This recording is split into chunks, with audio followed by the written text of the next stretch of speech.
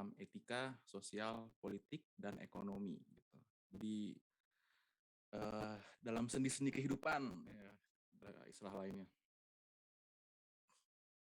Nah ini definisi-definisi umum mengenai apa itu norma, apa itu etika dan peraturan. Ini norma dan etika itu sesuatu yang abstrak sebetulnya. Lebih mirip kayak hukum adat kalau di kita tuh. Menyangkut moral dan hanya rambu-rambu atau hati nurani harus berperan. Ini jadi juga yang mainnya perasaan nih, nggak bisa terukur secara fisik, secara hitam di atas putih gitu.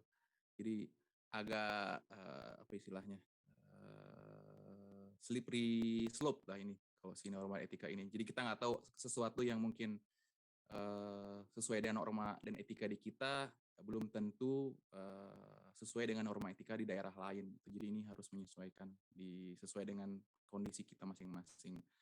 Yang kedua, ini agak lebih rigid dan lebih jelas. Ini peraturan, regulasi, undang-undang hitam di atas putih, jelas ada statementnya, ada sanksinya. Contohnya undang-undang ITE atau misalkan KUHP dan sebagainya lah gitu. Walaupun dia bilang pada prinsipnya peraturan dibuat agar hidup bersama menjadi nyaman, bukan mempersulit. Walaupun orang Indonesia senangnya kalau bisa dilanggar ngapain ditaati kan. Contohnya lalu lintas saja. Oke, konsekuensinya sebetulnya berbeda. Jika melanggar norma etika tuh lebih ke malu atau hukum sosial, biasanya dikucilkan dan sebagainya. Ini bisa jadi lebih berat, bisa jadi lebih ringan daripada hukum formal, gitu. Tergantung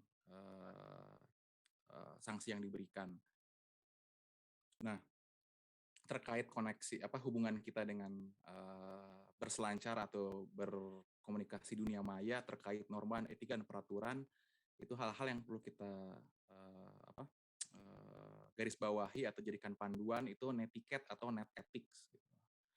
Nah, gimana kita berinteraksi di dunia maya, bahwa dunia maya pun ternyata ada aturan yang serupa, ada norma, etika, dan peraturan yang berlaku.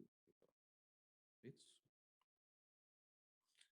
Nah, ini disamerikan oleh tim pengajar kuliah ini bahwa dalam komputer itu ada computer ethics namanya.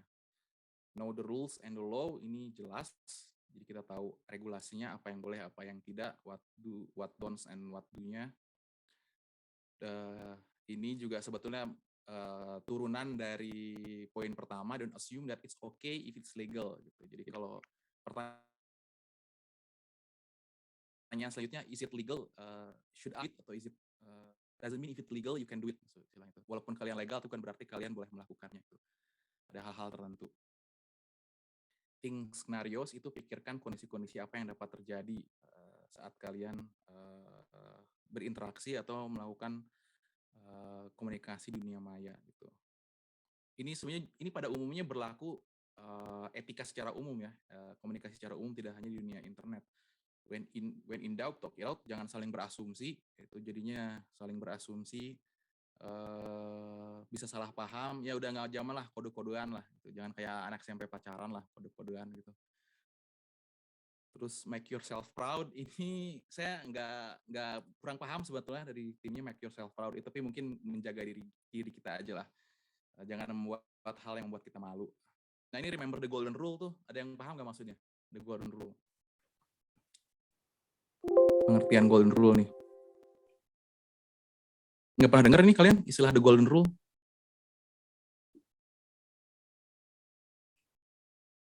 Belum pernah dengar, Pak. Golden rule ini apa ya istilahnya, treat others the way you want to be treated gitu sebetulnya. Jadi kalau kalian pengen dihormatin sama orang, ya hormatin orang. Kalau kalian pengen orang baik, kalian ya orang baik juga lah, jangan ehol lah gitu lah istilahnya mah. Saya belum rekam ternyata, sorry. Recording in progress. Take the long view, do your part. Ini mirip dengan yang think scenario ini ya. Jadi kira-kira ini general guidance, tidak hanya di dunia maya tapi di dunia nyata juga seperti ini. Yang mungkin sepertinya obvious tapi kadang-kadang miss juga gitu. Ini terkait netiquette and messaging etiquette. Ini juga turunan dari hal yang pertama, itu lebih general, sekarang lebih spesifik. Ya, kalau kalian berkomunikasi di dunia maya, ya say what you mean, say it with care, langsung aja ngomong to the point, nggak usah bertele-tele, keep it short. Proofread your message, itu typo itu mengganggu, itu walaupun secara esensi mungkin tidak berpengaruh pada pesan Anda, tapi bisa mengganggu itu terkadang gitu. Don't assume you are anonymous, itu jadi pada saat tertentu jangan karena kita anonim tidak diketahui orang bisa berbuat seenak-enaknya. Learn the non-verbal language on the net, ini mirip-mirip lah dengan yang di atas. Gimana etika menghubungi orang dan sebagainya dalam forum dan sebagainya. Know your abbreviation. Nah, ini dalam pergaulan online ternyata banyak istilah-istilah atau apa singkatan-singkatan kayak apa IMHO dan sebagainya lah, itu mungkin jadi slang yang umum digunakan, dan saya pikir saya nggak perlu ngajarin kalian itu, mungkin sebaliknya harusnya kalian yang ngajarin saya nih terkait hal seperti itu. Don't be source of spam. Ini walaupun agak sulit juga nih kalau kita ngomong ke orang yang biasanya di WA grup keluarga nih biasanya ini. Kalau ada aja nih. Tapi kalau dibilangin juga agak susah nih karena biasanya itu lebih tua dari kita. Nah, itu mungkin terkait dengan diskusi atau PR tugas kalian lah, itu mungkin bisa disambungin ke sana gitu. Say no and say nothing to spam. Ini saya pikir ini common sense untuk orang-orang yang lumayan lihai berkomunikasi dunia maya. Lalu ada aspek yang perlu diperhatikan lainnya, itu aspek kebebasan dan tanggung jawab sosial. Artinya kalian seolah-olah dalam dunia maya itu kalian bebas melakukan apa saja, tapi di sisi lain ternyata masih dibatasi oleh tanggung jawab sosial kita. Gitu. Tanggung jawab sosialnya bisa dalam bentuk interaksi dengan orang lain atau diatur dengan undang-undang yang lebih formal. Dalam hal ini UU ITE. Walaupun ini saya juga nggak berani komen, takut nanti direkam ini soalnya. Jadinya ya pokoknya si UU ITE ini undang-undang yang mengatur kebebasan berpendapat di dunia maya yang ditujukan awalnya seperti itu gitu, walaupun sayangnya mungkin pada penerapannya masih perlu kajian lebih lanjut dan guideline yang lebih jelas gitu. Tapi sebetulnya tanpa aturan ini pun pada prinsipnya kita harus tetap bertanggung jawab atas apa yang kita ucapkan secara online maupun offline gitu. Walaupun tidak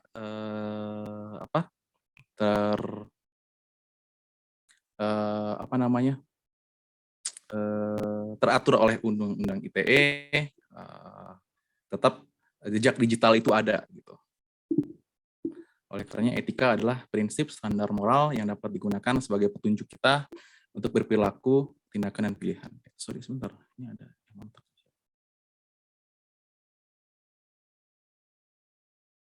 Oke, ternyata ada yang mahasiswa yang mau sit-in. Sebentar ya, saya panggil dulu mahasiswanya. Ternyata dia belum masuk Teams-nya, saya undang dulu. Sebentar ya.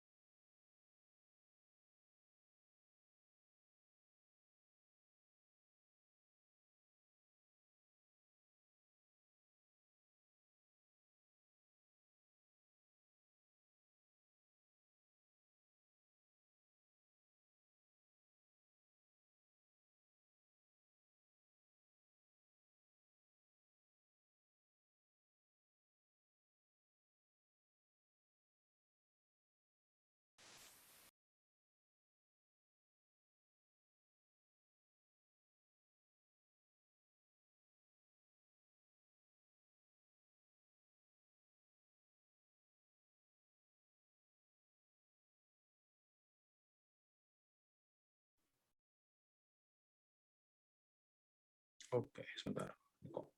Oke, sudah lanjut lagi. Sorry, sebentar. Tadi ada interupsi sedikit. Sampai mana? Ini share screen saya masih kelihatan ya?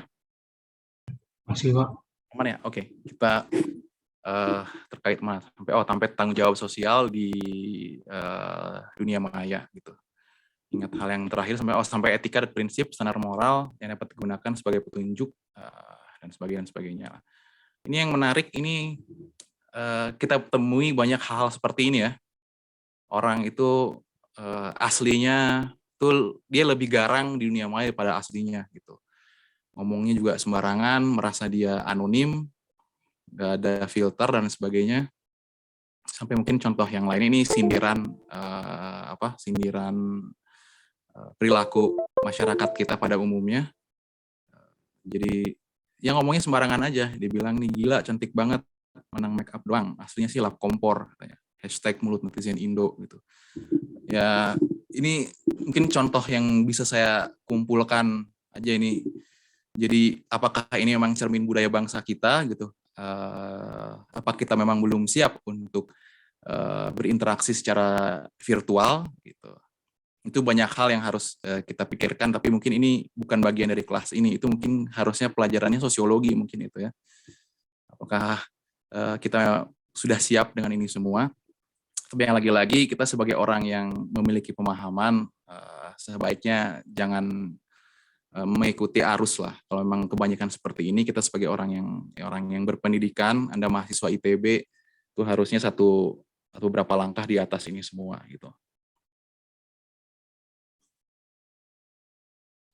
Nah, terutama kaitannya dalam jejaring sosial di sini. Facebook, walaupun mungkin yang pakai Facebook lebih banyak generasi yang lebih tua.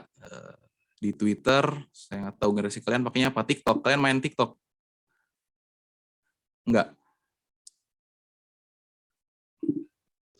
Enggak, Pak. Oh enggak, kirain. Ya nggak main juga nggak apa-apa. Kan? Bukannya itu ininya apa?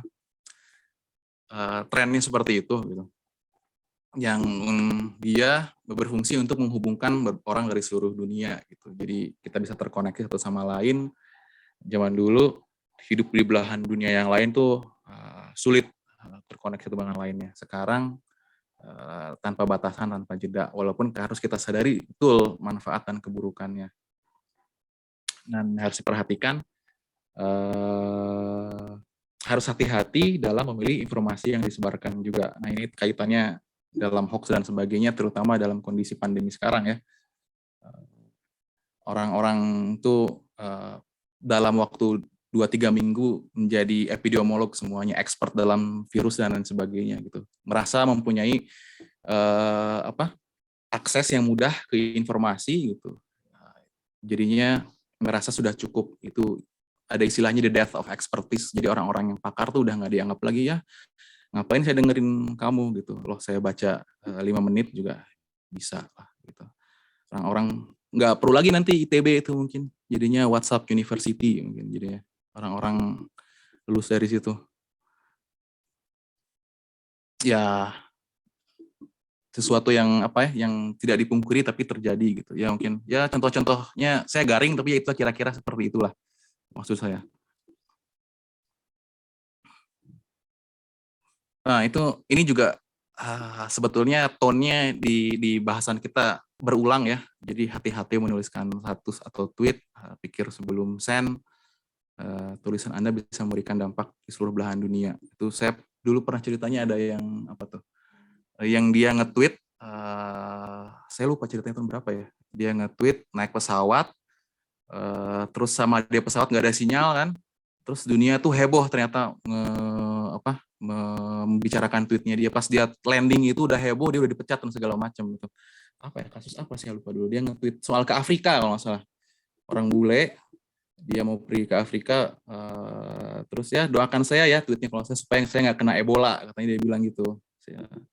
Nah, itu jadi ada yang screenshot selama perjalanan dia dari US ke Afrika Selatan apa kemana gitu.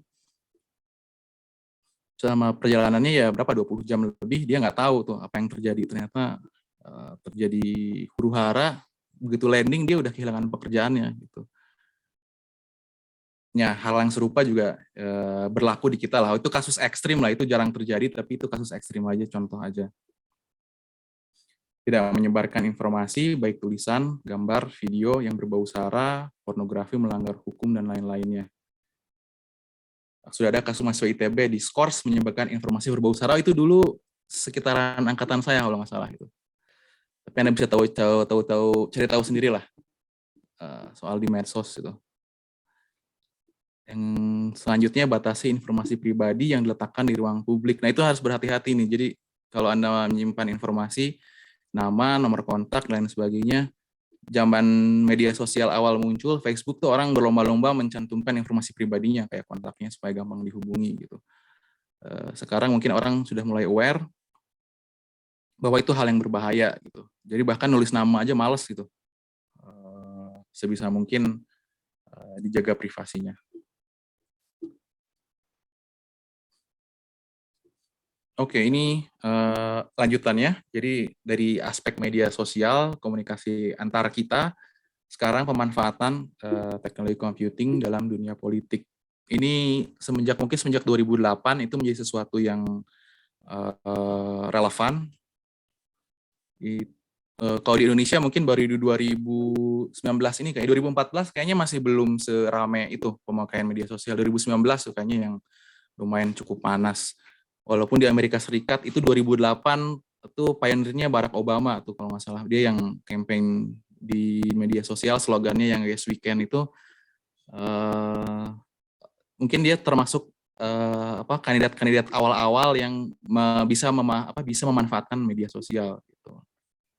Ya sekarang orang brandingnya lewat media sosial gitu, lewat influencer dan sebagainya. Bahkan tidak hanya dalam dunia politik, mungkinnya dalam dunia marketing pun orang udah beralih dari media pemasaran konvensional, ya pakainya pakai influencer gitu. Untuk untuk teknologi computing sebetulnya dia masih ada unsur konvensionalnya, yaitu memakai lembaga survei. Jadi dilihat elektabilitasnya, dilihat popularitasnya oleh lembaga survei. Tapi kalau dulu mungkin secara offline dilihat orang tanya satu-satu, sekarang dilihat mungkin sentimennya secara umum di dunia sosial gitu. Hashtag atau nama dia tuh terasosiasikan dengan hal yang baik atau tidak. Dan black campaign dan white campaign juga sangat bisa disebarkan dengan mudah melalui media internet, terutama media sosial gitu. Dan itu agak susah kalau di kita. Lagi-lagi saya mungkin mengambil contoh di Amerika Serikat, biasanya tuh kalau political campaign itu harus ada disclaimer-nya bahwa ini political campaign dibiayai oleh siapa, gitu, supaya tahu bahwa oh ya kalau ngejelek-jelekin si A berarti udah ketahuan sebetulnya ini yang mendanai si B lawan politiknya, harus dicantumkan. Kalau di kita tuh kayaknya masih belum secanggih itu, jadi masih abu-abu gitu. Jadi orang ya bisa sembarangan juga. Ini rimba yang cukup mengerikan sebetulnya. Untuk beberapa orang yang lebih melek mungkin bisa membedakan mana yang dibayar, mana konten berbayar, konten kampanye. Tapi untuk orang-orang yang lebih polos ini agak sulit nih, dan kebanyakan mungkin masyarakat kita masuk kategori yang kedua itu dibandingkan yang lebih paham. Terutama masyarakat non perkotaan ya. Yang perkotaan pun masih banyak juga.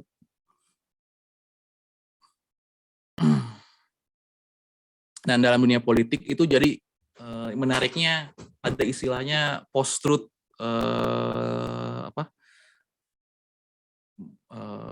age post-truth age. Jadi sesuatu tuh yang nggak masalah. Jadi dengan media sosial ini, dengan pemakaian internet ini, propaganda tuh semakin gampang disebarluaskan gitu. Ya contoh yang paling mudah sih lagi-lagi proses pemilu ya. Mungkin yang belum lama di Amerika Serikat itu kasusnya Donald Trump, Joe Biden. Itu kalau kalian yang ngikutin atau tahu prosesnya, pendukungnya Trump kan dikenal agak-agak gampang dimakan hoax lah gitu, sampai akhirnya mereka menyerbu si gedung DPR-nya sendiri gitu tanggal 6 Januari itu ya, karena si hoax dan lain sebagainya itu. Jadi beban memilah mana yang informasi yang bersalah itu jatuh ke kita sebagai masyarakat. Kalau dulu itu ada lembaga penyiaran, lembaga pemberitaan yang punya tanggung jawab sosial di sana. Sekarang lembaga penyiaran, pemberitaan, kantor berita itu seperti kehilangan kredibilitasnya nih. Karena orang merasa tidak perlu, orang bisa mendapat informasi tanpa mereka gitu. Jadi zaman dulu orang anggapannya bahwa informasi itu dimonopoli oleh pihak tertentu, dikurasi oleh pihak tertentu dan bisa diatur sedemikian rupa. Dasar berpikirnya seperti itu, tapi ternyata informasinya tidak semudah itu untuk mengkurasi informasi yang benar dan salah gitu. Fact checkingnya tidak semua orang mempunyai mekanisme untuk melakukan fact checking. Sehingga beberapa tips yang perlu diwaspadai, perlu dilakukan adalah waspada dan bijak dalam menanggapi semua isu yang beredar. Jadi saat mendengar informasi ya critical thinking kita harus jalan, verifikasi dulu bener nggak nih, jangan langsung percaya gitu. Ini masuk akal atau tidak. Terus kita cari verifikasi sumber lain apakah benar terjadi. Lalu kedua tuh jangan gatel ikut menyebarkan isu-isu yang tidak ketahui kebenarannya. Kadang-kadang itu kita pengen ada semacam, ya mungkin semacam kepuasan batin ya, secara psikologis kalau kita bisa menyebarkan yang pertama gitu. Padahal nggak ada bedanya juga, misalnya orang lain tahu atau tidak tahu juga nggak ngaruh juga sebetulnya gitu buat mereka. Lebih ke kepuasan batin aja sebetulnya. Ego kita yang dipenuhi di bagian ini. Laporkan kepada yang berwajib jika menerima isu yang berpotensi merusak ketentraman masyarakat. Nah ini juga slippery slope juga menurut saya. Ini definisi kepada yang berwajib, isu yang berpotensi merusak ketentraman masyarakat. Itu jadi lagi-lagi filternya di kita aja masing-masing. Kalau kita merasa hal itu berbahaya, tidak patut dipersebarluaskan, udah cukup berhenti aja di kita gitu. Ya syukur-syukur memberikan edukasi gitu. Tapi untuk memberikan laporan ke yang berwajib ini buat saya sendiri gimana ya, mendefinisikannya ini agak susah nih. Karena di Indonesia kebanyakan over policing kalau menurut saya. Jadi apa-apa ke polisi gitu. Hal-hal yang menurut saya privat, polisi nggak perlu ikutan dilaporin ke polisi sih. Itu pendapat pribadi saya aja lah, mungkin kalian punya pendapat yang berbeda.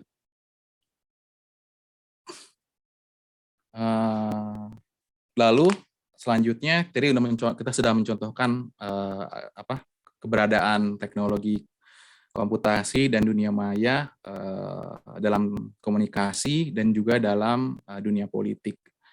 Dan selain itu juga dalam mungkin 2-3 dekade terakhir banyak sekali perubahan yang tertransformasi atau berubah karena disrupsi dari teknologi digital ini. Entertainment jelas, publishing jelas. Kita lihat zaman sekarang orang nggak langganan fisik lagi. Bahkan industri publishing juga, saya nggak tahu apakah orang masih baca publishing online. Untuk di medicine jelas, dia juga sistem informasi data. Sekarang kan kita divaksin bisa dengan mudah tracing data dan lain sebagainya dengan teknologi digital. Airlines, apalagi ini contohnya dari sistem tiketing aja. Kita bisa beli 10 menit sebelum berangkat. Zaman dulu itu kita harus datang ke loketnya dan lain sebagainya. Untuk science obvious, jadi sistem komputasi, pemodelan lain sebagainya berperan penting dalam kemajuan peradaban kita di 2-3 dekade terakhir ini. Nah ini dalam aspek automated factory sebetulnya ini mungkin sebetulnya sudah terjadi sejak tahun mungkin 70-80-an yang tidak hanya sekarang gitu. Jadi sudah dirintis sejak lama sebelum era internet. Sistem komputasi berpengaruh di efektivitas sistem manufaktur. Kalau kalian yang nanti masuk ke teknik mesin nanti ada kuliahnya proses manufaktur industri. Kalian akan belajar sistem yang konvensional, tapi juga akan belajar menggunakan mesin-mesin permesinan yang diatur secara komputasi. Ada namanya CNC, computer numerically control. Saya lupa. Bukan bidang saya soalnya. Si mesin-mesin CNC diatur oleh komputer. Robotik, nanti juga kalian akan belajar namanya mekatronika, belajar sistem kontrol, kelas ini programming yang mungkin akan relevan dengan kuliah-kuliah selanjutnya di bidang teknik mesin dan dirgantara dan juga material. Selain penggunaan robot, jadi komputer track juga bisa mendeteksi atau menelusuri inventory waktu, time delivery parts, sistem logistik, monitor perawatan mesin dan sebagainya. Dampaknya apa? Dampak dari penggunaan sistem komputasi ini yang mengurangi jumlah waktu kerja, semakin efisien semuanya. Dulu pabrik mungkin terbatas shift dari manusianya, sekarang bisa jalan 24 jam sehari karena ya bukan orang yang mengerjakan gitu. Orang cukup hanya mengoperasikan on and off di awal dan di akhirnya saja. Automated office, mungkin pekerjaan-pekerjaan clerical di masa depan akan hilang. Saya pikir mungkin misalkan teller bank itu mungkin pekerjaan yang akan tergerus di beberapa dekade ke depan. Mungkin masih ada, tapi mungkin hanya 1 atau 2 aja. Lebih banyak mungkin customer service-nya. Gitu. Selain juga sistem pengarsipan dan sebagainya juga berubah karena sistem digital dan komputasi ini.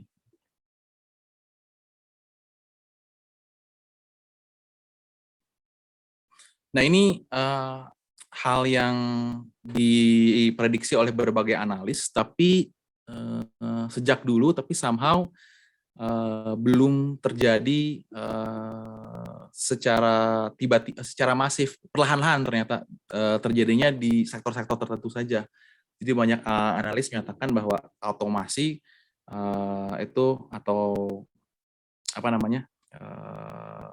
komputasi dan digital, teknologi digital, penataan digital akan menyebabkan pengangguran besar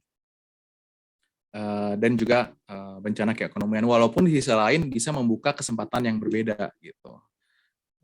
Contoh disrupsi yang terjadi misalkan di Indonesia itu Gojek dan ojek pangkalan mungkin sekitar tahun 2015-2014 itu sebetulnya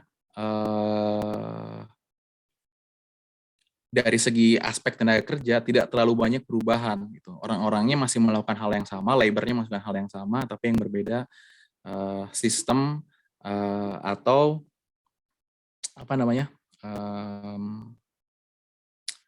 bagaimana hal itu terkoordinasi sebelumnya tercerai-berai masing-masing. Sekarang ada sistem yang lebih terpusat menggunakan Gojek mempermudah kehidupan kita. Tapi di satu sisi sebetulnya dari segi pekerjaan dia tidak mengubah tidak menghilangkan pekerjaan, tapi dia membentuk kelompok pekerja yang baru. Hanya bertransformasi aja. Kalau di Amerika atau di kita misalkan Gokar dan Uber itu mungkin dulunya supir taksi konvensional berubah menjadi supir taksi Gokar, Uber dan sebagainya. Orangnya tetap sama, manusia masih manusia, tapi mungkin orangnya bakal berbeda. Itu generasi yang tidak bisa adapt akan tergerus oleh waktu. Gitu. Jadi dalam kaitan hal ini, selama kita masih bisa beradaptasi, akan selalu ada kesempatan atau pekerjaan yang diperlukan. Gitu. Nah, kaitannya dengan poin yang nomor 2 bahwa ya bisa menimbulkan disrupsi, tapi juga di sisi lain membuat kesempatan-kesempatan baru yang sebelumnya tidak terpikirkan. Gitu. Mungkin 15 tahun yang lalu tuh orang nggak kebayang istilah yang namanya mobile app developer itu nggak kebayang. Software developer sudah ada, tapi mobile app developer itu nggak kebayang. Itu pekerjaan yang baru. Gitu. Dan bahkan saat ini kebanyakan orang sudah terbiasa melihat komputer di mana mereka bekerja gitu, dan menjadi bagian dari dirinya sendiri, bagian dari dirinya dan tidak bisa mengerjakan pekerjaannya tanpa komputer. Bahkan untuk pekerjaan-pekerjaan kantor yang sifatnya administratif, clerical job, itu juga sekarang bergantung pada sistem komputasi dan jaringan. Walaupun sebetulnya otomasi sistem ini masih menjadi hal yang sensitif bagi beberapa bidang kerja. Misalkan buruh pabrik atau misalkan pekerja mungkin petani tradisional, kalau kita lihat petani misalkan di negara yang lebih maju, semuanya sudah terotomatisasi menggunakan traktor dan lain sebagainya. Mungkin sistem panennya masih mix antara manual labor dengan otomatisasi, tapi dengan semakin meluasnya otomatisasi, makin banyak orang-orang yang mungkin akan hilang mata pencahariannya. Nah, ini kita ngobrol lagi nih. Saya udah ngomong macem-macem. Di setiap akhir subbab ini ada satu diskusi yang katanya pasar kerja saat ini semakin global. Saingan Anda bukan hanya di dalam negeri, tapi juga dari luar negeri. Menurut Anda, apakah ini ancaman, tantangan, atau peluang? Bagaimana sikap Anda menghadapinya? Nah, ini supaya nggak ngantuk lah. Gimana? Ada yang pengen ngobrol? Boleh, Pak. Siapa?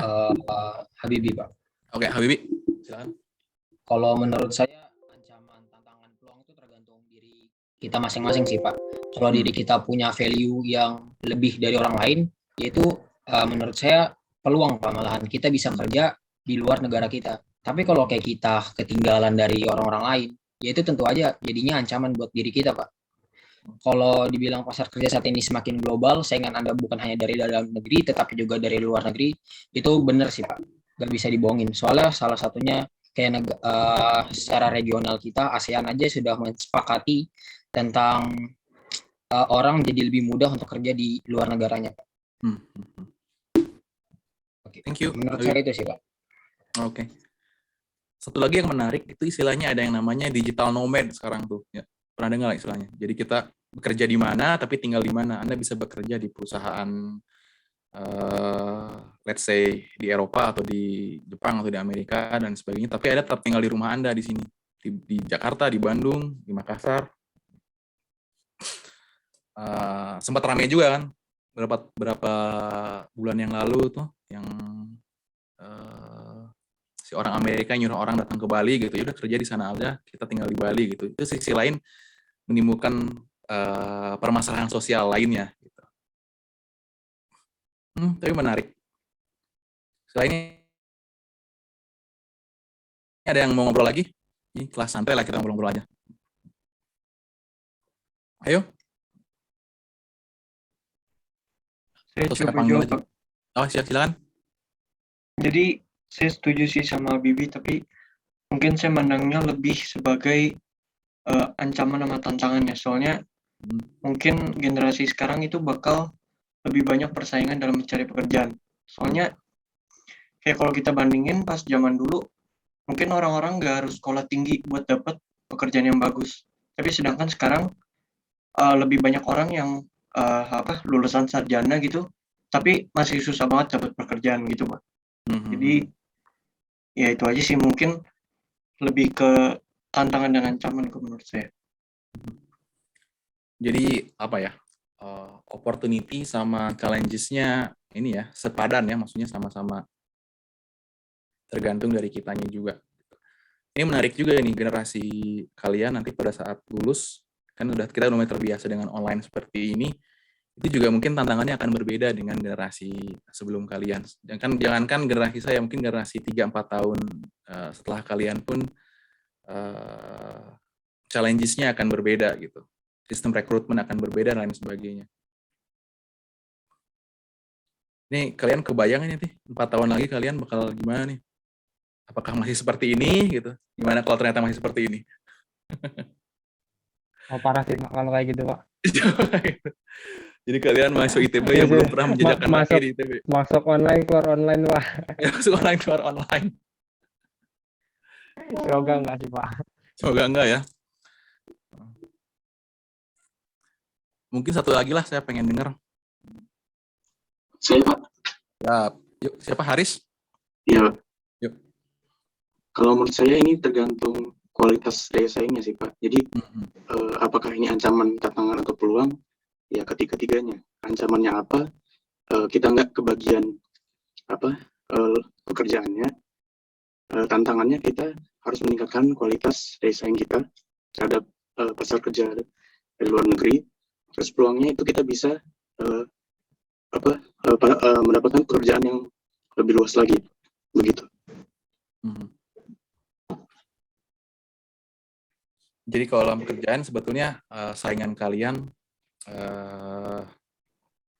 bisa lebih berat. Kalau let's say kalian seorang desainer grafis, mungkin zaman dulu customer kalian lokal ya, orang-orang ya sekitar kota kalian aja, mungkin di Bandung, Jakarta, Makassar, Surabaya, Medan. Sekarang online kalian bisa tampilkan portofolio kalian. Kalau kalian bagus, ya semua orang akan datang ke kalian dari negara manapun, dari wilayah manapun. Tapi lagi-lagi kalau kalian nggak bagus, orang tuh nggak akan ngelirik kalian. Kan selalu ada orang yang dituju ya dia lagi. Wah ini portofolionya bagus nih, kerjanya bagus, ke dia aja gitu. Tapi jadinya untuk kalian breakthrough-nya akan lebih susah juga gitu, menembus pasarnya. Satu sisi kalau kalian udah bisa foothold di sana akan sangat nyaman, baik, tapi di sisi lain jadinya untuk menembus pasarnya juga bisa jadi lebih susah sebetulnya buat kalian ya. Ya itu lagi-lagi tergantung dari kitanya ya. Relatif. Itu jawaban yang paling gampang. Relatif, Pak. Oh, ini diskusi lagi. Di sini saat ini perkembangan teknologi digital sudah sangat pesat sehingga berbagai pekerjaan manusia dapat dilakukan oleh mesin dengan jauh lebih efisien. Menurut Anda, bagaimana manusia menghadapi fenomena ini? Apakah perlu ditolak, perlu diterima, apa yang harus dilakukan? Ini saya pengen denger lah, saya tunjuk aja. Tadi kan udah ngomong. Nih, saya coba sambil saya pengen kenalan nih. Sini saya pengen dengar suaranya Hazrat Arido, ada nggak? Hadir, Pak. Oh, yuk. Gimana? Saya panggilnya siapa nih? Hasrat aja, Pak. Hasrat, oke. Silakan Hasrat. Gimana? Ntar Pak, saya baca soal dulu. Tidak siap ternyata. Tidak siap ternyata. Saat ini perkembangan teknologi digital sudah sangat pesat sehingga berbagai pekerjaan manusia dapat dilakukan oleh mesin dengan jauh lebih efisien.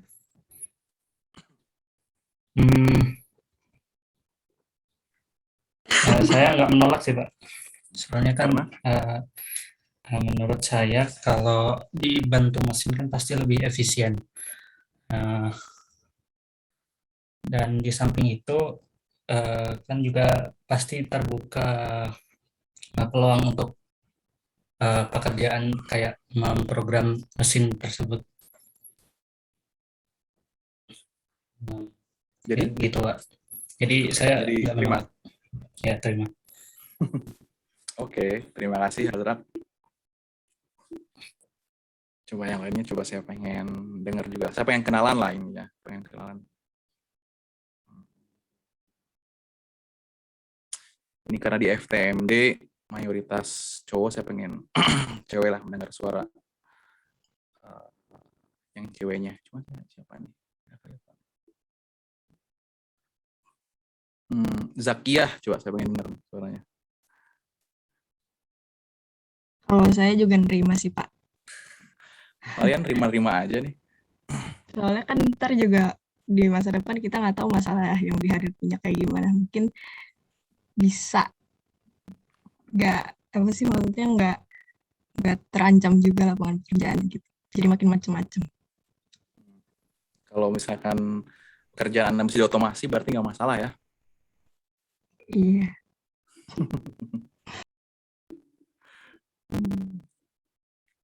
Oke, satu lagi. Siapa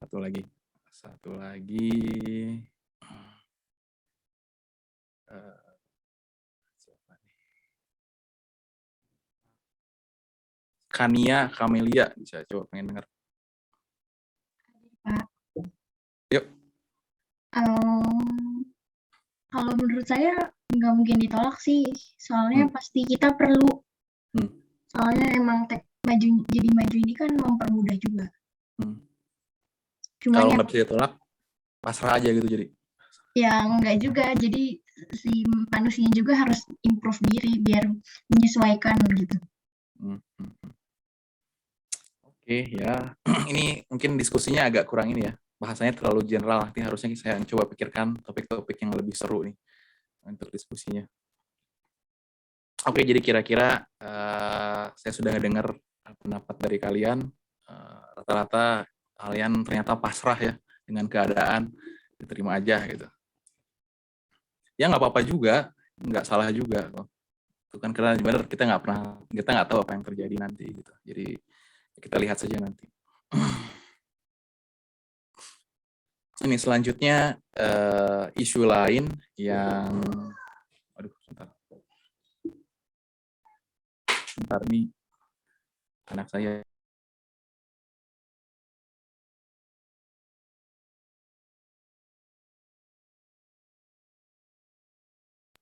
Sorry, ada sedikit interupsi. Ini hak atas kekayaan intelektual, sesuatu yang mungkin belum lama ini baru disadari oleh kita, gitu, bahwa hasil karya cipta itu, satu kerja itu, hasil pemikiran itu sesuatu yang bisa menghasilkan uang dan bisa kita klaim sebagai kerja kita juga, gitu. Nice. Dalam hal ini keterkaitan dengan haki dan dunia komputasi digital itu hal yang lumrah ditemui itu pembajakan perangkat lunak. Kita menggunakan duplikasi ilegal terhadap suatu perangkat lunak yang memiliki hak cipta atau copyright. Ini sangat sulit dikendalikan ya, karena sulit dipantau dan sulit dikontrol. Jadi mengapa itu menjadi hal yang krusial? Karena kan membuat software itu bukan sesuatu yang mudah ya. Kita mendayakan daya upaya, mikirkan algoritma, programming, nanti kalian juga belajar, ternyata ngeprogram itu nggak gampang, susah.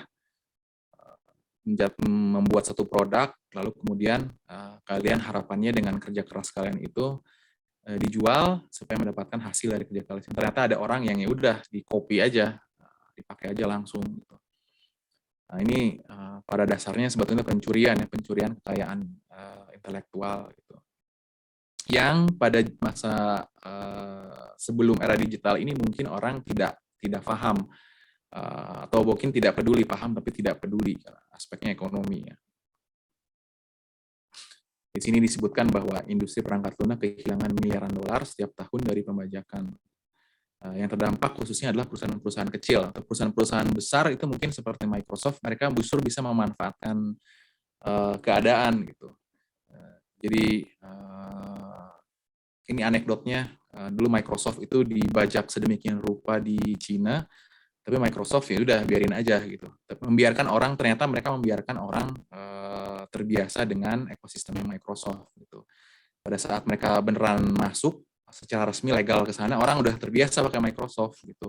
Mau nggak mau pilihannya adalah membeli secara legal atau dipenjarakan secara atau dipenjara karena menggunakan software secara ilegal gitu. Tapi untuk perusahaan kecil mungkin tidak punya privilege itu. Di saat mereka nggak punya pemasukan karena hasil karya mereka di copy, ya jadinya collapse gitu.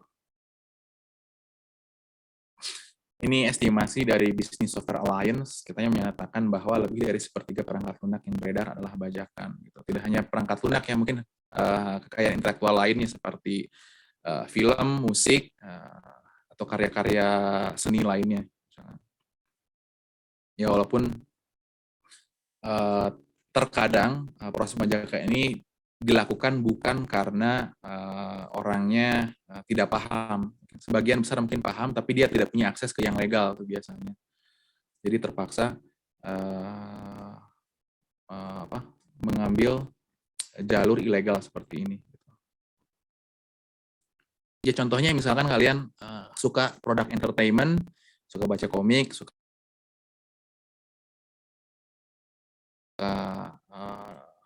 video game dan sebagainya, tapi ternyata di negara tersebut di kita itu official license-nya tidak ada karena mungkin negara kita dianggap bukan pasar yang utama dari si produknya atau si licensernya, ya terpaksa digunakan aspek ilegal gitu. Ini contohnya yang ini apa ya, kayak ini apa? Kalau di buku komik itu, manga itu biasanya ini apa? apa namanya tuh, scanlation. Itu scanlation kan sebetulnya itu ilegal tuh. Jadi walaupun selalu disclaimer-nya biasanya mereka nyukan disclaimer bahwa jika di negara kalian ada official license-nya produk aslinya ya support aja produk aslinya, membeli produk aslinya. Gitu. Ini statistik dari nationmaster.com, dia meranking tingkat pembajakan software berdasarkan negara. Walaupun ini tahunnya nggak recent juga nih. Ini dari deploy dari tahun 2007 divided by total unit software install. Walaupun kita akses tahun 2018. Indonesia ini masuk peringkat 12 di sini. Gitu. Jadi kita termasuk negara yang tingkat pembajakannya cukup tinggi. Gitu. Itu juga yang menjadi keengganan banyak distributor atau licensor official untuk bermain di pasar Indonesia. Gitu. Itu masih marketnya, mereka masih belum menemukan market yang profitable di sini sepertinya. Gitu. Walaupun belakangan awareness terhadap itu sudah mulai meningkat ya sepertinya. Tapi ini menurut saya ini berbanding lurus dengan tingkat ekonomi negaranya biasanya. Kita lihat negara-negara yang tingkat pembajakannya tinggi itu relatif belum menjadi negara maju ya, masih negara berkembang. Atau kasarnya masih negara ketiga gitu. Di sini ada Sri Lanka, Yaman, Libya, Venezuela, Vietnam, Irak, Kamerun, Indonesia, Pakistan, Aljazair, Ukraina, Nigeria, Paraguay, Botswana. Jarang kita melihat negara-negara yang maju secara ekonomi di sini karena nggak umum gitu. Orang kalau udah mampu punya disposable income ya udah bayar aja gitu, nggak perlu lagi bajak-bajak gitu.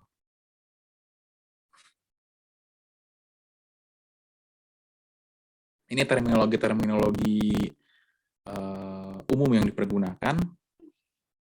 Ada haki, hak atas kekayaan intelektual, yaitu hak hasil aktivitas intelektual dalam bidang seni, sains, dan industri.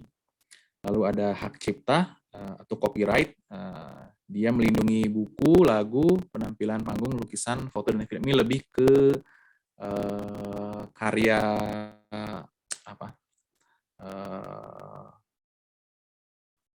karya abstrak sebetulnya ya. Lalu ada merek dagang, trademark. Dia biasanya melindungi simbol, gambar, suara, warna, bau. Itu misalkan kita mengeluarkan merek tertentu, produk tertentu, dengan rasa, bau, bentuk, dan logo tertentu, ini di merek dagang. Lalu ada paten, nanti istilahnya kalian kalau kalian belajar, lulus S1, lulus S2 misalkan, lalu menemukan suatu mekanisme baru, menemukan alat baru, lalu kalian buat patennya. Gitu. Artinya kalau kalian buat patennya, orang lain kalau ingin menggunakan mekanisme yang sama, diperbolehkan tapi harus membayar sejumlah kompensasi ke kalian. Gitu. Jadi itu sebetulnya milik kalian. Kalian yang berpikir, kalian yang merumuskan, orang lain boleh pakai, tapi kalian harus menerima kompensasi dari hal tersebut. Ini kalau kontrak, ini hal yang umum, dia melindungi rahasia-rahasia perdagangan dan juga meliputi perjanjian-perjanjian. Gitu. Jadi ini sebetulnya bisa terkait satu sama lainnya, gitu. Jadi bukan hal yang terpisah-pisah. Gitu. Dalam kaitannya dalam hak cipta, merek dagang, paten, itu tentunya akan melibatkan kontrak-kontrak tersendiri. Hak dan kewajiban kita apa yang boleh, apa yang tidak boleh. Nah, ini menurut tim perumus kelas ini, di Indonesia itu perangkat lunak itu tidak termasuk kategori manapun saat ini. Saya kurang tahu nih, perkembangannya 2021, ini apakah sudah masuk atau bisa dikategorikan ke dalam salah satu kelompok ini. Apakah dia masuk ke haki, hak cipta, merek dagang, paten, atau kontrak. Ini legal term yang dipergunakan di kita, walaupun umbrella termnya yang bisa digunakan itu IP atau intellectual property. Gitu ya. Kalau dalam dunia entertainment itu biasanya lebih spesifik mengacu ke produknya. Misalkan dia studio punya TV show, IP-nya berarti TV show-nya tersebut, atau misalkan karakternya tersebut. perusahaan developer game punya mengembangkan game tersebut, maka IP-nya adalah game tersebut dan berbagai hal atau karakter yang termasuk di dalamnya. Gitu. Nah ini terpayungi dalam satu term yang namanya intellectual properties atau kekayaan. Kalau di sini sebetulnya terjemahan Indonesia hak atas kekayaan intelektual ya. Gitu. Jadi mungkin beda istilah legal, beda juga pengertiannya. Nah ini salah satu contoh terkait dari legal term tadi. Ada yang namanya proprietary, ada free, ada open source. Nah kalau proprietary itu yang kita udah terima jadi, kita harus bayar, dan udah kita terima jadi aja, nggak bisa diapa-apain. Contohnya mungkin seperti kita pakai Zoom ini, atau misalkan kita pakai Microsoft Office dan sebagainya, kita tinggal pakai aja udahlah gitu, nggak perlu, kita nggak bisa ngotak-ngatik dalamannya seperti apa, walaupun mungkin bukan modifiable tapi add-on biasanya tuh. Jadi kita bisa menambahkan produk-produk lain tanpa mengubah konten aslinya gitu.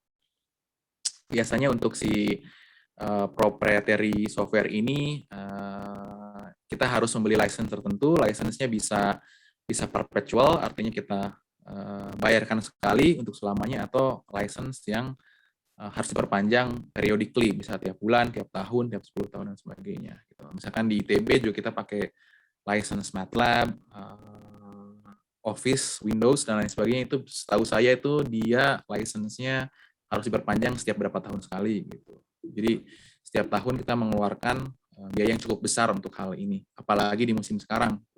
Dan sekarang baru lagi nih, nambah lagi Zoom. Sebelumnya ada MS Teams dengan Microsoft Office, sekarang kita ada Zoom lagi. Itu merupakan aspek pembiayaan yang cukup besar gitu. Tapi lagi-lagi ini salah satu karakteristik dari proprietary software yang memang tujuannya komersial gitu. Dibuat dengan alasan komersial. Orang buat itu pengen nyari untung. Yang kedua ada free software.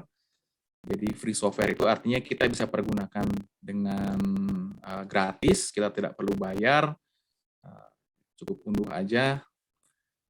Tapi untuk free software pun tidak berarti kita bisa dengan bebas mendistribusikan. Terkadang walaupun kita bebas mengunduh di source-nya, sumber aslinya, itu terkadang atau kebanyak kasus itu kita tidak punya kewenangan untuk menyebarluaskan. Contohnya seperti, mungkin bukan software ya, mungkin stock image itu kalau misalkan kalian tahu, itu ada yang gratis, ada yang berbayar. Nah, kalau yang gratisnya biasanya boleh dipergunakan dengan syarat memberikan kredit, appropriate kredit kepada si pembuatnya, tapi juga tidak boleh kalau digunakan di luar term and condition yang diberikan. Gitu. Ini juga sama, untuk free software itu mereka mempunyai term and condition tertentu yang harus dipenuhi. Jika melanggar itu semua, si pembuat software berhak untuk menuntut secara hukum yang berlaku. Kalau mereka membuat softwarenya di Amerika, mungkin mereka akan menuntut kita sesuai dengan hukum Amerika. Urusannya sama FBI ya. Nah, untuk contoh-contohnya biasanya itu free software ini bisa software tersendiri atau dia versi free dari proprietary software. Misalkan kalau ada Microsoft Office, free software-nya biasanya orang pakai Open Office misalkan. Atau kalau MATLAB, free software-nya orang pakai FreeMat namanya ada. Jadi dia punya fungsi yang mirip dengan proprietary software walaupun dengan batasan-batasan yang mungkin tidak dimiliki oleh si free software ini. Gitu. Biasanya fiturnya tidak selengkap si proprietary, tapi untuk basic function bisa dipergunakan. Nanti selain free software juga sekarang ada istilahnya freemium. Nah, mungkin kalian pernah dengar istilah freemium. Free dia itu penggabungan antara free dan premium. Itu contoh-contohnya itu biasanya ini aplikasi ponsel, terutama aplikasi game gitu. Jadi yang istilah lainnya mungkin yang lebih spesifik kalau gaming itu pay to win itu istilahnya. Mungkin lebih harusnya itu freemium. Jadi kalian harus membayar untuk mengunduhnya, kalian gratis, menggunakannya gratis, tapi untuk bisa menggunakan fitur tertentu atau misalkan kalian ingin bypass hal tertentu atau unblock fitur-fitur tertentu, kalian harus membayar gitu. Itu freemium. Biasanya freemium itu bisa untuk membeli license-nya. Jadi dia dikasih free software dulu untuk trial-nya. Setelah dikasih fitur basic. Setelah merasa cukup, nyaman, kalian bisa membayar si perpetual license-nya gitu. Itu skema yang biasanya digunakan sebelumnya. Tapi kemudian ternyata sistem pay to win itu lebih profitable gitu. Jadi si perusahaan-perusahaan besar itu, perusahaan-perusahaan mobile itu mereka mengandalkan sistem pay to win terutama untuk customer yang big spender, istilahnya tuh whale tuh, paus. Jadi si spender nggak banyak, tapi mereka mengandalkan orang kebanyakan sih rata-rata yang mau yang gratisan aja gitu. Sesekali mungkin mau mengeluarkan, tapi pada umumnya sih nggak mau. Yang terakhir ada istilah yang namanya open source software. Jadi open source software ini punya karakteristik yang berbeda lagi dibandingkan dengan dua temannya ini. Untuk open source software artinya dikembangkan bersama-sama, semua orang boleh berkontribusi, boleh berpartisipasi dalam pengembangannya, sehingga biasanya source code yang diberikan, orang-orang boleh mengedit, debugging, improving, dan sebagainya, dan juga free to use. Nah, kebanyakan di dunia akademik itu kita mengandalkannya open source software ini. Ini lebih disukai daripada proprietary software. Gitu. Mungkin contoh-contoh si open source software ini, kalau kalian pakai ini browsernya pakai Mozilla, itu si Mozilla Foundation itu salah satu pelopor di open source. Kalau pakai OS-nya pakai Linux gitu biasanya. Walaupun ini biasanya terbatas di kalangan terbatas karena tidak semua orang punya kemauan dan kemampuan untuk mengedit atau mempelajari si source code software-nya gitu. Jadi untuk kebanyakan orang awam mungkin hanya bermain di dua kategori ini saja. Tapi kalau kalian spesialis, IT engineer, masuk IF, atau kalian senang, ya mungkin bisa main di open source software ini.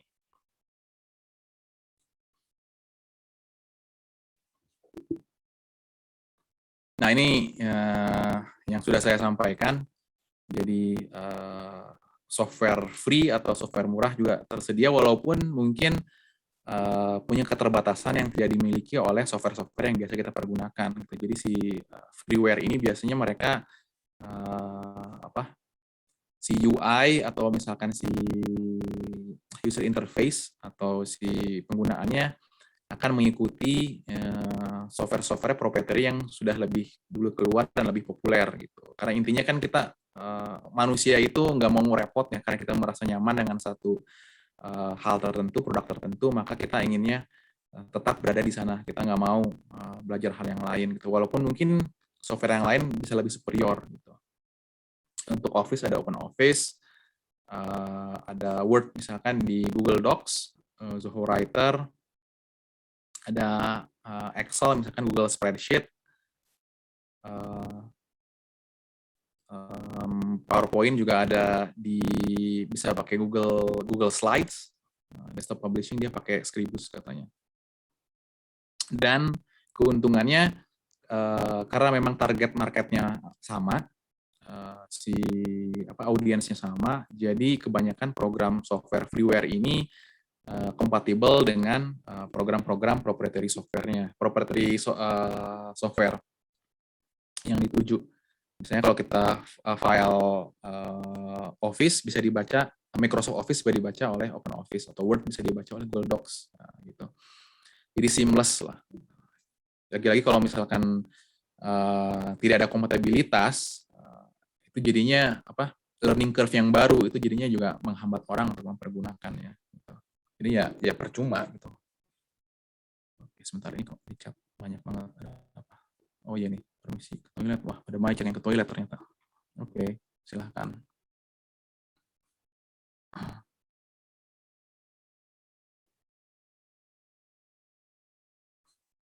Oke, sekarang ini masuk ke cyber security. Subbab yang baru. Nah, sekarang ternyata kejahatan tidak hanya terjadi di dunia nyata, tapi juga di dunia maya. Ternyata orang ingin mengambil apa istilahnya, taking advantages dari orang lain itu bisa terjadi di mana saja gitu. Tidak hanya di dunia nyata, tapi juga di dunia maya. Ini kalau dalam definisi yang diberikan di sini, computer crime atau kejahatan komputer itu semua kejahatan dilakukan melalui pengetahuan dan pengguna teknologi komputer. Walaupun mungkin secara umum cyber crime ini tidak terbatas di komputer ya, penipuan online dan sebagainya. Di sini disebutkan bahwa seluruh dunia bisnis pemerintah kehilangan miliaran dolar setiap tahun karena kejahatan komputer. Kebanyakan kejahatan komputer dilakukan oleh orang dalam dan sedang ditutupi oleh, walaupun nggak juga sih, tetap bisa dilakukan oleh siapa saja sebetulnya si kejahatan cyber ini. Ya kalau di kita mungkin biasanya masih ada unsur kearifan lokalnya biasanya kejahatan cybernya itu. Misalkan ini penipuan mix antara konten lokal dan konten digital itu penipuan lewat WA atau telepon yang diarahkan supaya orangnya dihipnotis. Nah, itu unik di kita tuh kayaknya tuh. Saya belum nemu ceritanya di negara lain ada orang yang istilahnya kena gendam lewat ini, misalkan lewat WA dan sebagainya. Kalau biasanya itu mainnya ini psikologik aja, reverse psychologic aja. Kalau di Jepang kasusnya biasanya orang-orang tua itu mungkin nggak cyber amat, biasanya hubungi lewat telepon atau misalkan kalau mereka baru in di Facebook, masuk ke Facebook mengaku sebagai kerabatnya, diminta uang dan sebagainya. Biasanya orang tua kurang aware dengan hal-hal yang tadi kita bahas di awal tentang verifikasi identitas, terus pengecekan identitas dan informasi dan lain sebagainya. Jadi biasanya korbannya orang tua tuh. Walaupun tidak selalu, gitu. Tapi mayoritas tuh lebih mudah untuk dimangsa. Ini definisi legal dari cybercrime menurut Undang-Undang ITE nomor 11 tahun 2008. Di sini ini saya mungkin ini dikutip secara verbatim. Baru materi perbuatan dilarang cybercrime yang diatur dalam Undang ITE antara lain konten ilegal, antara lain kesusilaan, perjudian, penghinaan, pencemaran nama baik, dan pengancaman dan pemerasan. Nah, ini agak ini juga nih, agak slippery slope juga nih, istilah penghinaan dan pencemaran nama baik ini nih. Ya, pokoknya hati-hati aja lah dari kita.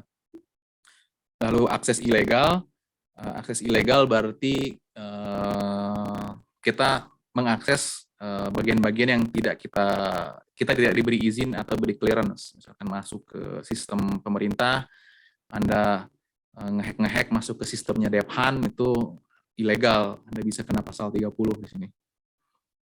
Intersepsi legal artinya Anda memperoleh atau mengambil data yang seharusnya bukan milik Anda. Jadi harusnya misalkan ada data pembicaraan dari satu orang ke orang lain, atau misalkan akses email satu orang dari orang lain, tapi ternyata Anda menyadap atau memperoleh informasi tersebut, maka Anda akan kena pasal 31.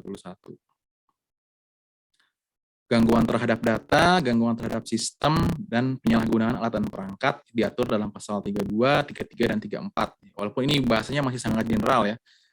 Ini salah satu dalam tanda kutip kelebihannya Undang-Undang ITE. Ini dia bahasa yang digunakan cukup general, jadi bisa kemana-mana. Ini tergantung Anda nyewa pengacaranya siapa aja ini kalau gini. Kalau pengacara Anda jago, ya mungkin Anda bisa lolos. Kalau pengacara Anda nggak jago, ya mungkin Anda bisa kalah dengan jaksanya.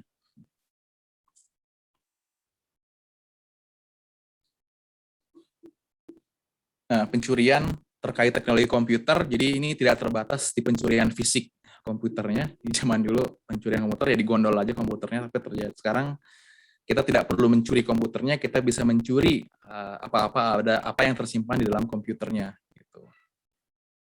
Kalau pencurian fisik jelas, artinya kita kehilangan fisiknya, maka kita kehilangan akses atas segala hal yang tersimpan di dalam peralatan tersebut.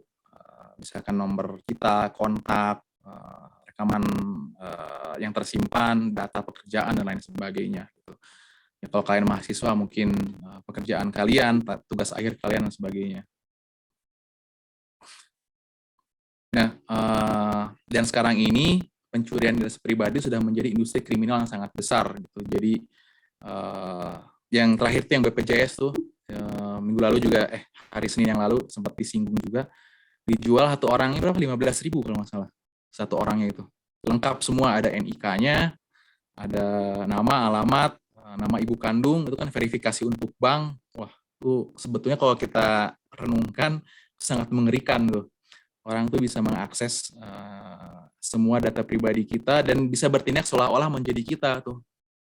Sekarang kan verifikasi dilakukan secara digital gitu. Kalau Anda pergi ke negara lain, ya kan nggak akan dicek bahwa misalkan Anda siapa, misalkan saya Gea, ya nggak dicek, misalkan fotonya siapa, bapaknya siapa, itu nggak tahu. Orang taunya datanya saja. Kalau datanya tidak pas, tidak match, ya berarti Anda bukan Gea, berarti seperti itu. Itu agak mengerikan. Jadi kita bisa menghilangkan identitas diri seorang. Jadi identitas diri itu sesuatu yang didefinisikan secara digital oleh sistem jadinya. Suatu saat mungkin akan terjadi dan sudah terjadi mungkin. Gitu. Isu yang cukup hot mungkin beberapa waktu yang lalu tuh kalau nggak salah ada yang NIK-nya dipakai oleh orang lain untuk vaksin. Jadi pada saat orang itu mau vaksin ternyata tidak bisa karena dia sudah dipakai oleh orang lain NIK-nya. Gitu. Ini merugikan orang lain lah, gitu. Jadinya lagi-lagi, ya namanya juga kejahatan ya. Ini sekilas sempat saya singgung tadi untuk pencurian terkait teknologi komputer itu terkadang sebetulnya nggak canggih-canggih amat. Gitu. Jadi kita cuma perlu akses dari satu device dengan device yang lain, yang dipakai itu social engineering-nya ini. Gitu. Kita memanipulasi si orang seolah-olah kita adalah misalkan si penipu itu perwakilan dari perusahaannya atau misalkan kerabat dekat dan sebagainya. Itu mungkin penipuan yang masih umum terjadi di kita. Ini dua social engineering spoofing ini bisa berkaitan gitu. Yang ngaku sebagai kerabatnya, sebagai anaknya, atau teman dan lain sebagainya gitu. Ya, ini lagi-lagi kebanyakan ini yang kena ini orang tua ya. Kalau spoofing ini biasanya kita dikontak ke seorang melalui misalkan WA atau chat Facebook atau lain sebagainya, tapi dia mengaku sebagai orang yang kita kenal gitu. Ya contohnya misalkan nanya, tiba-tiba dia ngontak, "Halo, apa kabar? Udah lama gak ketemu nih," gitu. Terus kita, "Ini siapa ya?" gitu. Kita random menyebutkan nama, kemudian, "Oh iya ya si orang itu, masa lupa," dan sebagainya. Terus ujung-ujungnya, "Wah, saya boleh nggak ini perlu duit dulu nih, lagi ada perlu," dan sebagainya. Itu perpaduan antara kejahatan primitif dan modern lah. Yang mungkin lebih canggih ini yang si phishing ini. Jadi mendapatkan informasi penting seperti username, password, informasi kartu kredit, dan kredensial lainnya yang berpura-pura menjadi suatu pihak terpercaya. Itu biasanya mungkin dia membuat laman website palsu, atau misalkan secara fisik diakalin alatnya. Kalau misalkan di ATM atau misalkan mesin pembayaran EDC itu mungkin alatnya ditempering, jadi saat kita masukin datanya, data kita tercopy, dan bisa digunakan oleh si penipunya. Atau misalkan kita seolah-olah masuk ke si X, ternyata ada orang yang memasukkan si X informasi kalian dimasukkan ke situ, diambil informasinya di situ. Jadi Anda masukkan username, password, diketahui oleh si penipu. Jadi sebetulnya memang kebiasaan kita, termasuk saya tuh, kalau kita kan punya banyak akun ya, akun let's say Gmail, misalkan Office dan lain-lain tuh demi kenyamanan itu biasanya dibikin sama aja. Udah pada repot sama, beda-beda suka pusing kan, suka lupa gitu. Ternyata itu berbahaya. Itu kalau kita kena phishing, satu akunnya itu kena, ya udah habis kita semua. Aksesnya jadi satu pintu aja gitu. Si penipunya bisa mengakses kemana-mana gitu.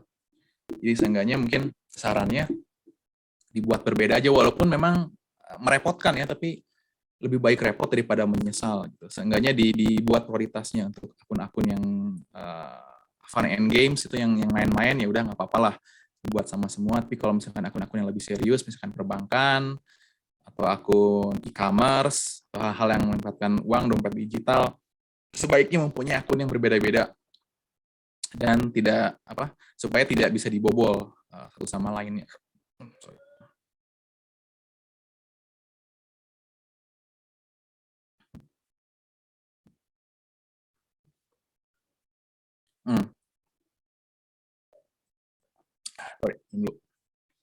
Nah, selain dari hal-hal kejahatan intrusi yang dilakukan oleh manusia, ini juga bisa digunakan kejahatan melalui sistem komputasi lainnya. Gitu. Jadi mungkin yang poin ketiga tadi, phishing ini bisa jadi dilaksanakan atau secara teknisnya melalui si metode ini, sabotase perangkat lunak itu.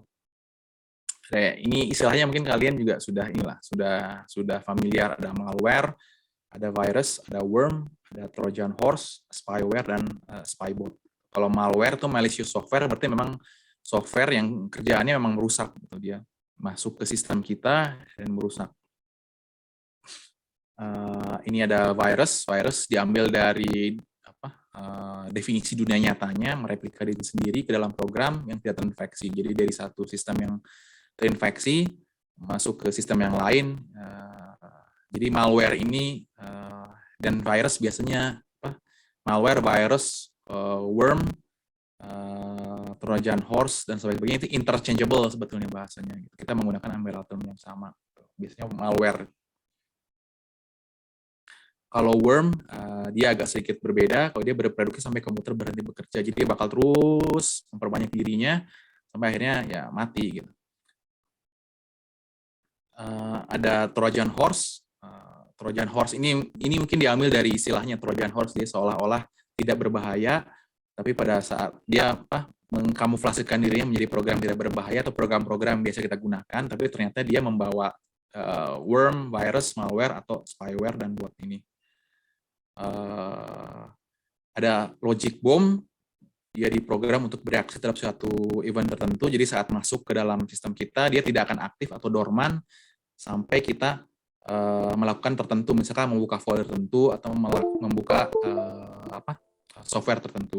Atau juga time bomb, seperti namanya, dia tertrigger oleh waktu saat kita masuk, mungkin setelah 1 hari, 2 hari, 3 minggu, dia akan jalan dan menginfeksi sistem kita.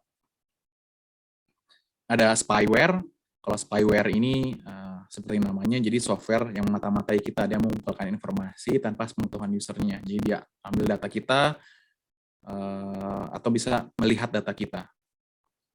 Kalau spybot mungkin satu tingkat di bawah satu tingkat di atas spyware.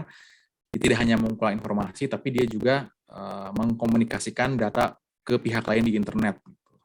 Jadi selain diintip, data kita juga diambil. Mungkin ada satu lagi, ransomware namanya tuh. Kalau ransomware ini seperti namanya, dia bakal minta tebusan. Gitu. Saat terinfeksi, data kita atau sistem kita akan terkunci sampai kita membayar sejumlah uang tertentu atau tuntutan yang diberikan gitu, oleh si penginfeksinya. Gitu. Ya untuk pembayarannya juga pakai cryptocurrency ya, berarti biar mereka tidak terdeteksi gitu. Ya makin canggih lah di zaman sekarang itu. Orang mau jahat tuh makin canggih. Oke. Nah, kategori lainnya dalam cybercrime, kejahatan cyber, itu ada hackers. Kalau hackers ini dia berarti memasuki sistem komputer tanpa izin, gitu. Jadi kalau kalian misalkan bukan administrator dari sistem tersebut, misalkan satu website, satu sistem, satu server, maka yang boleh masuk hanya orang tersebut. Tapi kalian bisa masuk ke dalam akses ke sana dan berbuat semua mau kalian. Ini bisa kejahatan, bisa tidak sebetulnya. Jadi kalau kalian masuk ke tempat yang classify lembaga negara, itu bisa jadi kejahatan karena isu yang tersimpan tuh sensitif gitu.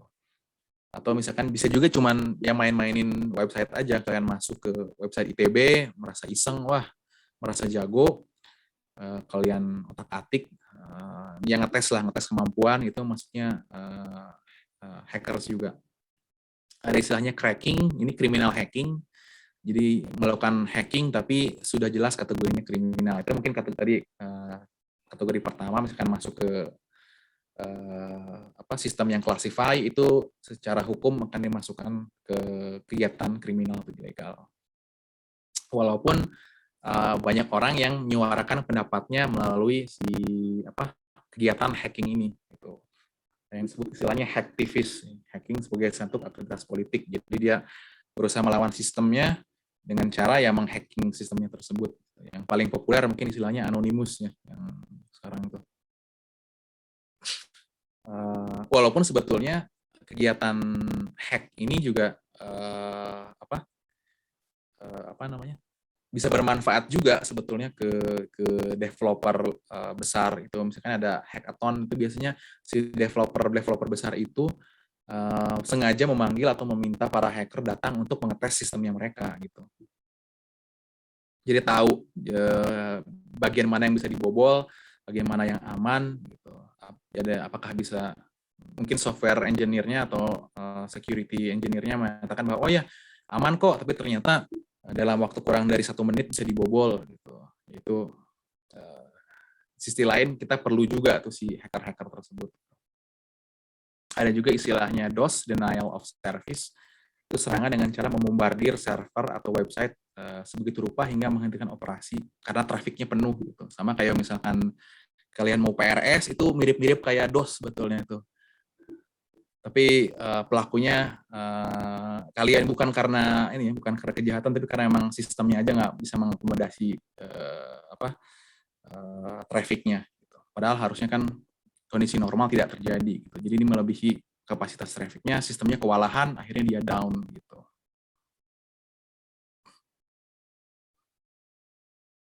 Oke. Nah, gimana kita menghadapi itu semua, apa yang harus disiapkan atau bisa kita antisipasi. Yang paling gampangnya ini yang paling straightforward, yaitu kita pakai antivirus software aja, baik yang berbayar maupun yang gratis gitu. Walaupun sebetulnya ini masih kejar-kejaran, sama seperti kita lah dengan dunia nyata, antara penyakit dan obatnya itu kejar-kejaran. Saat ketemu obat baru, maka si penyakitnya akan terus berevolusi supaya dia bisa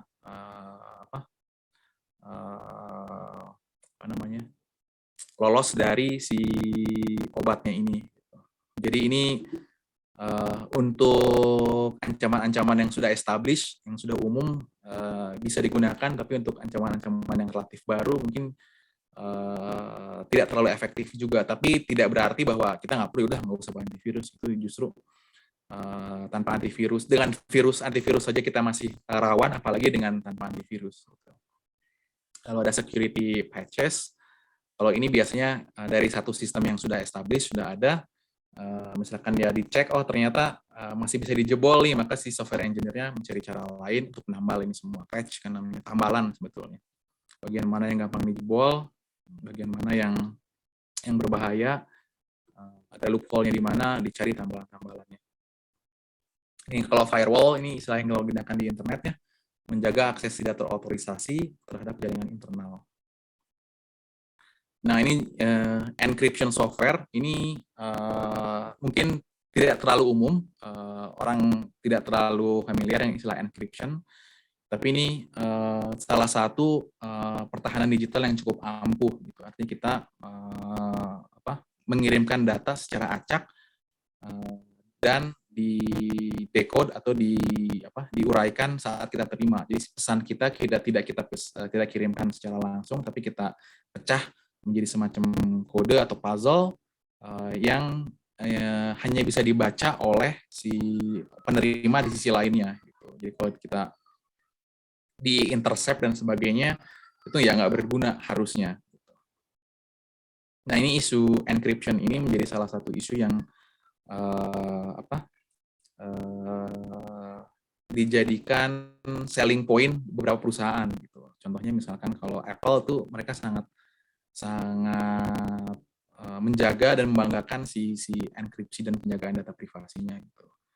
Nah, belum lama ini pada saat Zoom awal-awal muncul tuh Zoom itu sempat ada masalah di sistem enkripsinya gitu. Jadi katanya saya agak lupa si detailnya, tapi dari si enkripsinya dia tidak seperti yang dia klaim, sehingga tidak sepenuhnya aman, walaupun sekarang klaimnya sudah diperbaiki, sudah di-patch mengikuti enkripsi yang aman. Yang terakhir ini ada audit control software digunakan untuk memantau dan menyimpan transaksi komputer sehingga dapat diketahui jejak aktivitasnya. Ini kira-kira salah satu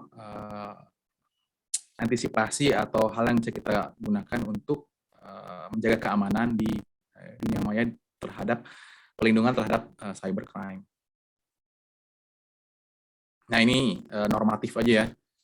Backup data secara reguler, simpan backup secara fisik di tempat yang berbeda dengan komputer. Jadi Anda perlu bikin backup fisik, mungkin Anda simpan di dalam komputernya, Anda simpan di hard drive terpisah, external hard drive, atau misalkan Anda simpan di cloud, jika Anda punya data yang perlu dijaga. Ya, kalau saya mungkin masih agak konvensional, saya simpan di external hard drive, walaupun beberapa data yang mungkin saya perlu akses sesekali itu saya simpan di cloud. Pasang antivirus dan update secara reguler, ini juga disarankan, walaupun lagi-lagi ini mungkin kebanyakan dari kita terbatas dari segi financialnya, karena antivirus kan tidak murah juga. Rata-rata ratusan US dollar license-nya. Jadi buat Anda yang masih mahasiswa mungkin agak kesulitan untuk membayar sendiri ya, terkecuali disediakan oleh kampus. Kalau dulu saya di Jepang tuh disediain di kampus ada license-nya. Sampai selama saya sebagai mahasiswa boleh pakai. Gitu. Ya mungkin sama seperti software-software lainnya, tapi untuk software antivirus juga diberikan. Dia bilang update sistem secara reguler. Nah, ini selama kita masih dapat support dari si softwarenya, biasanya kita akan dapat update dan juga security patches-nya gitu. Tapi itu biasanya kalau sistemnya masih di-maintain oleh si pembuat softwarenya. Kalau si Windows itu berarti ya Windows 10. Kalau Anda masih pakai XP per tahun 2020 atau 2019 sudah nggak disupport. Jadi kalau misalkan ada apa-apa Anda dijebol, Microsoft sudah bisa klaim saya udah nggak ngurusin, saya udah nggak ngurusin lagi, itu resiko Anda sendiri gitu. Tapi saat masih berlaku, masih disupport, terjadi apa-apa, Anda punya hak untuk komplain atau melakukan legal action terhadap perusahaannya. Gitu. Nah, ini pasang firewall, oke lah, ini jelas. Lalu berinternet secara sehat, katanya. Jangan buka link, mail pop-up, iklan, dan lain-lain tidak dipercaya. Itu jangan kena clickbait, apalagi pop-up nggak jelas. Itu. Ya, tapi lagi-lagi targetnya biasanya untuk orang-orang yang mungkin belum ini aja yang bisa kena itu orang-orang yang belum lihai atau tidak terbiasa di dunia maya, sebetulnya orang awam. Kalau untuk Anda yang sudah sering atau sudah lihai sih harusnya tidak masalah gitu. Ini juga tidak mengatakan informasi secara berlebihan. Ini juga menjaga privasi, kita beri akses mana yang bisa untuk publik dan mana yang tidak. Ini dari Undang-Undang ITE pasal 30, 36, 46, dan 51. Dia bilang setiap orang dengan sengaja dan tanpa hak atau melawan hukum mengakses komputer dan atau sistem elektronik dengan cara apapun dengan melanggar, menerobos, melampaui, atau menjebol sistem pengamanan. Di pasal 36-nya, setiap orang dengan sengaja dan tanpa hak atau melawan hukum melakukan perbuatan sebagaimana dimaksud dalam pasal 27 sampai dengan pasal 34 yang mengakibatkan kerugian bagi orang lain. Ini kata kuncinya ini, untuk pasal 36 mengakibatkan kerugian bagi orang lain, lalu pasal 30 ini yang dibold ini kata kuncinya, mengakses komputer tanpa izin. Setiap orang memenuhi unsur sebagaimana dalam pasal 30 dipidana paling banyak 800 juta rupiah. Lalu di pasal 51-nya setiap orang yang memenuhi unsur pidana dalam pasal 36 dipidana paling lama 12 tahun dan denda paling banyak 12 miliar. Jadi ini pilihannya ini pilihan atau nih biasanya, bukan dan biasanya. Pilihannya Anda mau di penjara atau bayar dendanya, atau misalnya bisa kombinasi. Bisa di penjara sekian waktu dan membayarkan denda sekian gitu. Jadi harap berhati-hati ya. Ini ternyata ada aspek legal yang bisa kita kita bisa kena tuntut. Nah, ini terkait interaksi di dunia media sosial pada umumnya. Ini diatur di pasal 27, 28, dan 45. Di pasal 27 itu dia kata kuncinya penguatan, penghinaan, atau pencemaran nama baik. Nah, ini yang disebut banyak orang pasal karet istilahnya, karena interpretasinya bisa sangat luas gitu.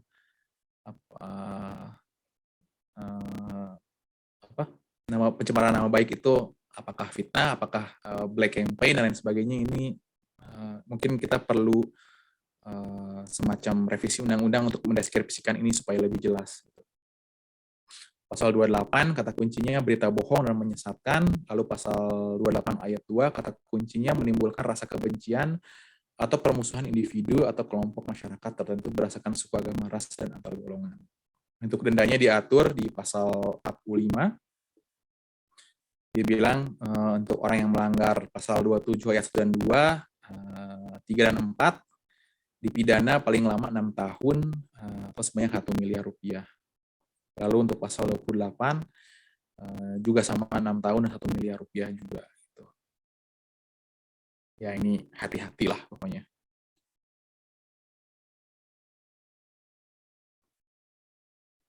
Nah ini kita sudah hampir di penghujung topik ini. Kita sedikit lagi topik ini. Jadi tips-tips umum yang bisa diberikan terkait safe computing. Yang pertama itu share with care. Saat kita memberikan apapun informasi, data diri, berita, dan sebagainya, berhati-hati, selalu verifikasi. Berhati-hati terhadap email hadiah, yang mungkin ini tidak hanya email ya, mungkin kalau orang di luar negeri email, kalau di kita mungkin WA atau SMS, itu Anda mendapatkan undian Telkomsel dan sebagainya gitu ya, jangan jadi gullible lah, jangan jadi orang bego lah gitu. Ini poin terkait dengan poin 1, handle shareware and freeware with care, don't pirate software. Disinfect ini artinya gitu ya, pakai antivirus, upgrade security patch, dan lain sebagainya. Jadi bukan disinfect. Ini secara metafora, secara metafora. Nah ini tadi saya sudah bilang, take your password seriously gitu. Jadi salah satu tips yang bisa dipakai untuk password itu biasanya kita pakai password, tapi biasanya yang gampang diingat tuh passphrase sebetulnya. Kita menggunakan frasa tertentu yang hanya kita gunakan dan sulit dikopi oleh orang gitu. Misalnya contohnya kuliah untuk di ITB misalkan, wah ITB ambis ITB 120% misalkan. Nah itu mungkin agak sulit termasuk kombinasi yang cukup bagus. Ada huruf, ada nama, ada simbol. Gitu. Itu biasanya cukup sulit untuk di crack oleh AI gitu. Tapi jadinya di kata-kata yang disarankan menggunakan kata-kata yang kita gunakan sehari-hari atau frasa-frasa yang mungkin hanya kita atau hanya kita aja yang umum gitu, yang tahu gitu. Jika merasa penting, selalu backup. Jadi jangan sampai Anda kehilangan data Anda. Kalau Anda merasa sensitif, dikunci, dienkripsi. Lalu selanjutnya, treat your removable disk and drive as if they contain something important. Ya, jadinya jangan sembarangan ya menyimpan data-data. Misalnya Anda menyimpan external hard disk atau flash drive dan lain sebagainya. Kalau Anda merasa penting ya jangan disimpan sembarangan, orang bisa akses dan copy gitu. Nah, ini juga berulang nih informasinya, tipsnya. If you're sending sensitive information, consider encryption. Gitu. Ini dibilang online survival tips katanya. Walaupun saya nggak tahu ini biasanya lebih gampang untuk diucapkan daripada dilakukan gitu. Online survival tips dia bilang di sini, let your system do as much work as possible. Ini juga sangat normatif dan general gitu. Walaupun kebanyakan di kita malah terikat oleh sistemnya ya. Jadi prinsipnya kitanya harusnya menjadikan smartphone sebagai hamba kita, tapi ternyata kebanyakan dari kita malah menjadi hambanya smartphone gitu. Nah, itu hal yang lain lah. Terus dia bilang store name and address in computer accessible address book. Don't share email and password. Ini juga salah satu tips yang saya pergunakan tuh biasanya tuh kalau kalian ya ini nggak tahu ya apakah relevan itu kalau misalkan kalian di kondisi normal misalkan HP hilang dan sebagainya itu kalau kita ngasih kontak misalkan orang tua kalian, ayah, ibu itu bisa jadi itu digunakan untuk spoofing tadi, mengaku olah seperti kalian atau teman kalian, misalkan siapa salah satu mahasiswa kelas ini kecelakaan di kantor polisi, saya menelepon dari HP-nya dia, padahal HP-nya dicuri gitu, karena tahu namanya tuh identifikasinya nama orang tuanya gitu, ayah, ibu, kakak dan sebagainya. Biasanya kalau saya tuh pakai nama itu ya nama aja gitu, nama orangnya aja. Itu mau saya nulis nama istri saya pun saya pakai nama istri saya, nama orang tua saya pun namanya nama orang tua saya aja gitu. Jadi nggak tahu juga orang biar nggak tahu. Ya walaupun sebetulnya bisa di trace sih kalau misalkan komputernya bisa smartphone bisa di unlock, bisa dibuka kuncinya. Percakapannya kan bisa dilihat ya, bisa disimpulkan kalau dia cukup pintar menyimpulkan dari percakapan ini orang ini siapanya siapa gitu. Tapi seenggaknya Anda punya pertahanan pertama lah kalau misalkan pencurinya pencuri tradisional lah, pencuri bego. Ini protect your privacy, don't open suspicious attachment. Kalau zaman dulu tuh jangan sembarangan buka .exe, file.exe. Ini don't get hooked by phishing expedition, keep your security system up to date, cross check online information sources, beware of urban legend. Jadi jangan gampang percaya gitu, katanya selama ini informasi seperti itu, tapi pastikan bahwa memang Anda punya mekanisme fact checking. Ya masa anak ITB nggak bisa lah nge-fact checking gitu, percaya aja. Be aware and be wake. Sama avoid information overload. Ini mungkin masalah kita semua gitu, karena informasi itu sangat mudah diperoleh. Jadi kita kadang-kadang overwhelm nih dengan informasi yang ada tuh. Jadinya mengganggu kesehatan mental kita juga gitu. Terutama buat orang-orang tertentu yang sensitif di sini ya gitu. Mendengar misalkan berita penyebaran COVID, banyak yang meninggal, kerabatnya yang kena dan sebagainya. Itu kadang-kadang take off dari sosial media itu sesuatu yang yang menyenangkan gitu. Mungkin kalau kalian kerja di sosial media, terkait sosial media mau gimana lagi, tapi sesekali mungkin kalian perlu take a break atau take off aja. Ternyata tanpa sosial media tuh dunia itu tetap berjalan kok. Oke, itu kira-kira untuk materi di minggu ini. Kurang lebih sebetulnya pas ya. Kita kan 100 menit harusnya. Jadi pengenalan di 2 minggu ini kita membahas tentang komputer, sistem dan jaringan. Minggu ini kita membahas tentang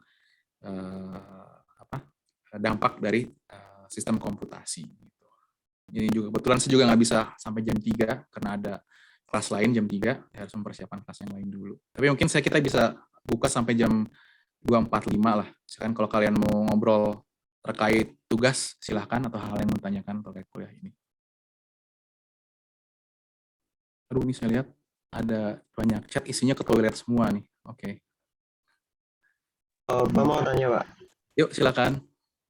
Buat tugas itu harus nyantumin sebenarnya itu dari jurnal-jurnal gitu atau boleh kayak artikel-artikel biasa gitu, Pak? Bebas. Pokoknya siapa